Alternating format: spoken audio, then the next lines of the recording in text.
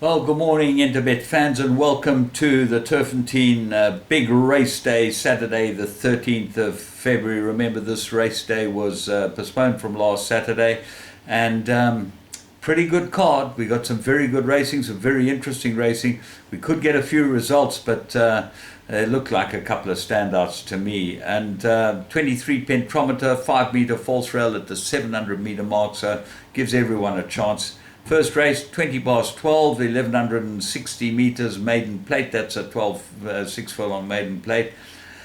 And all the money here is for Ace of Spades. Very good first start behind Battle Force. That form's worked out, and I thought he ran extremely well. He goes back to the 1200 and should go extremely well. His main danger is eyes on Tiger. All his runs have been good. His last three particularly good, and him and the stable companion Blue Eyes, who comes off a rest. Muzieni rides that one. Quite interesting. Muzi's not on Eyes of Tiger, so have a very close look at Blue Eyes. It's in the betting, and Muzi probably had the choice. Lazy Guy looks like a big improver, and then Purple Dominance might improve. His second start was no good at all, but he's back to the 1200. That might suit him for your quartets and trifectas. Gold Storm, the first timer. Well, as you know, we don't get too much from Sean Terry. Race 2. Maiden Plate, fillies and mares, same 1160. And this is a particularly difficult race. I know Lee Express is the hot favourite and looks like it's got everything in its favour. First run, very good. It was backed first time out, back down to 7-2. So obviously has shown pretty good form. That was in a work riders race. Always be a bit worried about those work riders races. Sometimes the form does not work out. So I see no value in Lee Express at 17-10. And Just Judy, 28-10 is your second favourite, the first timer. Nothing much from the stable as to whether we should be confident or not. So let's look elsewhere. Dalgety Bay, number 1, looks like a big improver. Pierce Stratham rides this one for Fabian Habib, but he has the favourite here, so you just watch the betting. Zodiac Bay, absolutely perfect distance for it, but has come back from a rest, so who knows how ready that is. Cosmic Ray, another one that might need the run back from a rest. Differentiate, that's got form. She looks like she's just getting better and better, and she gets Matsuyama for Paul Matchett, big plus. Green Hill could be a big improver in the race, so don't leave that out of any of your play. I think it's a horse you've got to put a number of horses in the bipod. Race 3, Maiden Plate, and they go 1600 meters. The Scratching of Smuts leaves Major Winter at the top of the board. Gavin Larina for Paul Peter, and got good form. Ignore his last start, obviously a work rider, and so don't even worry about that. But the form before that was pretty good. Light Without also got form and looks like come into the race with a chance. But St. John Gray's other runner is the one that interests me, Dance Partner. This is well bred, and I didn't think the first run was too bad at all. Looked like got a pretty soft ride from Ryan. Ryan now rides Light Without, and Kamala rides Dance Partner. So who knows what goes on with the jockey's booking, but St. John Gray very hard to read as far as the jockey bookings are concerned. Race 4, Progress 1000, and I make an absolute 2-horse race. Anna Capri looks like the right horse, very good form over 1000 meters, very fast, odds-on favourite. Lots to like about Anna Capri. Everything in her favour. I think she'll go very well here. Back to the 1000. Sweet Sensation gets the blinkers. Holds 2 on the collateral form line, and that was through their last run because it meets her on a lot better terms, and the blinkers might make a difference to Sweet Sensation. Lyle Hewitson rides her. Blinkers also on informative, 7 and 8 Hurricane Headley, but I think it's absolute 2-horse race, Anna Capri and Sweet Sensation. I think the values were Sweet Sensation. Race 5, Mirror Rated 896, 2,000 meters. Now this is a difficult race. I think it's a field race. I've tried to dissect this from top to bottom. Apollo Robbins popped up last time.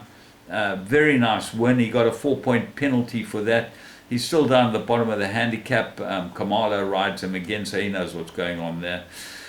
But let's look elsewhere. I think Master Supreme's a very good runner, big runner here. Muzieni got good form and certainly comes into the race with good chance. He rode him last time. Right, what are the rest? Barrack is actually my top choice. I think he might be the right horse here. Lyle Hurtson for Mike de Kock. I think he's got ability, this horse. You go back in his form and you look back, he's had 3 wins and 4 places from 10 starts. And he just seemed to have lost the plot a bit, but the last run was very much more encouraging. And maybe this 1800 is exactly what he's looking for. I think he's a great each-way strike. Sell High won and then ran second. Nimcha gets Luke Ferraris back on it.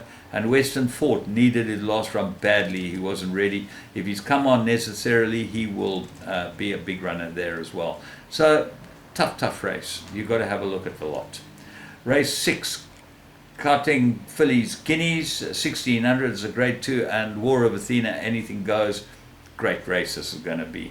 Very tactical. Randall Simons gets a ride on anything goes, and Muzi knows War of Athena like the back of his hand, so it really depends on how they run the race. I still think War of Athena might have anything goes as measure.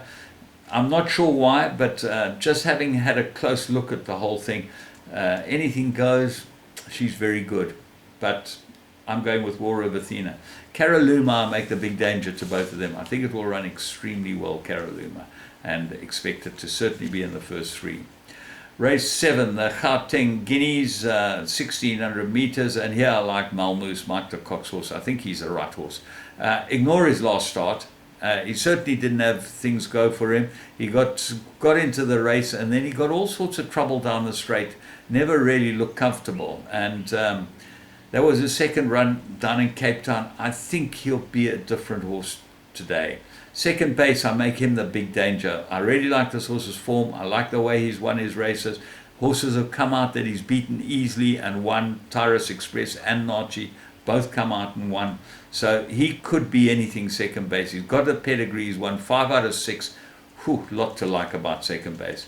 The stable companion, Copper Mountain, is a big, long striding son of Northern Tune. I think a Noble Tune. I think this horse needs more ground than this mile, but he'll be running on best of all at the death.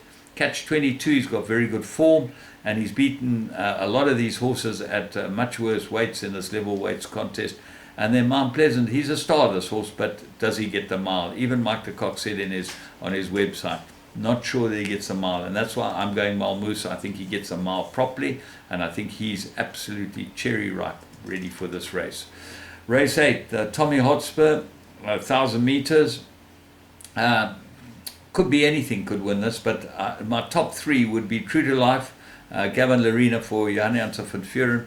I think she's very good, this mare, and she gets the blinkers, which I think will be a good addition. But if she fluffs her lines, Bold Ransom's fast, very fast and well suited to this trip. Miracle Flight's fast and well suited to the 1,000 meters. Bohica, I still think is a bit sharp for him. I think that he needs 1,200 to be his best. So then there are a number of others that come into the race. Mombella won the Labello very well. We liked him. He liked the soft going. Winter Smoke and Winter Stories, the 2 winters have got chances, and Sing for Rafa definitely got some sort of chance. But it looks like one of those field races to me. Race 9, Graduation Fillies and Mares, 1,100 meters, 2-horse race. Top 2, Zimbabwe, 7-10 favorite, and looks to have them stone cold, and certainly looks to have Celestial Love cold, even at the weights, the 3 kilo pull, the way she won. But she might have been really like the soft going, because it was pretty soft that day. So just be a bit careful there. Celestial Love looks like a very good filly. She's won 1 out of 4 starts, but she's run very well in the others. And she meets, as I say, Zimbabwe on 3 kilos better terms, and she might be better on top of the ground. Queen J, we don't know how good she is. She won at 75 to 1, so who knows. Race 10, Pinnacle 1400. Well, my find here is a Lady of Steel. She's a class of the race. I can't believe she's 8 to 1, this filly. She is very, very good. She's won 5 out of 6 and 5 out of 8, and she's run one place.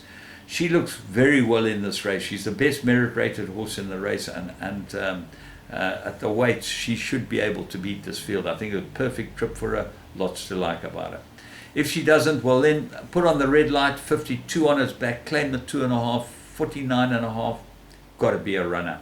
Last run was good. The run before that was a very good win. Perfect distance for it. Lot to like about Put on the Red Light. Then the Old Campaigners Express from the US is the favorite. I don't know that he can give 7 and 8 kilos to these horses.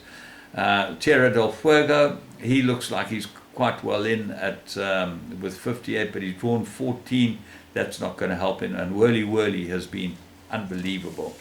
So I would have a three go place all to come, and that's what I like. A couple of those that I mentioned look like they might easily run places, and they should be good prices. Till tomorrow, from me, James Goodman, we'll be back at Scottsville tomorrow. Have a great day at Turffontein.